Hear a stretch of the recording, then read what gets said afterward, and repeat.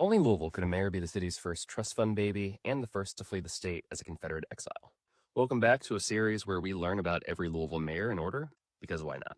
Our second mayor was John Joyce. He served from 1834 to 1836. He was a member of the Whig Party, which meant he was obsessed with the 1830s version of the American dream, which included things like big infrastructure, banking, and rapid growth. Joyce was born in 1799, making him one of the first white children born in the original Louisville settlement. His dad, Patrick Joyce, was an Irish immigrant who arrived in 1783 and opened a tavern and shop at 6th and Main Street. So just imagine growing up in a tavern that doubled as basically a town hall where John didn't just get a chance to study history, but watch his dad serve drinks to the men who founded the city at the time.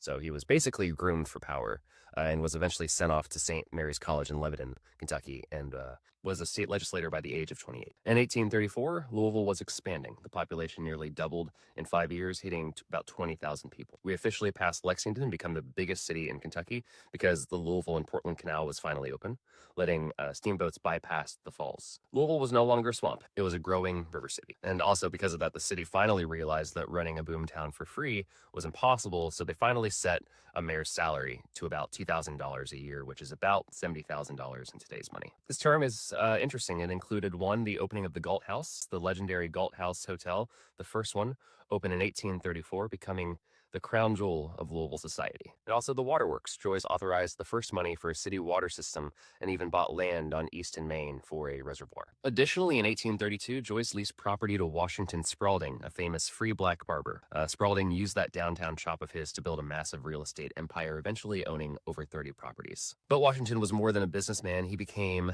essentially a legal advisor for the black community here, using his wealth to purchase the freedom of dozens of enslaved people and fighting for their rights in court. Spaulding's legacy as the founding father of Louisville's black business class still lives on today through the institutions he helped build, like the Quinn Chapel on Muhammad Ali Boulevard. But Joyce's story ends in a dark place.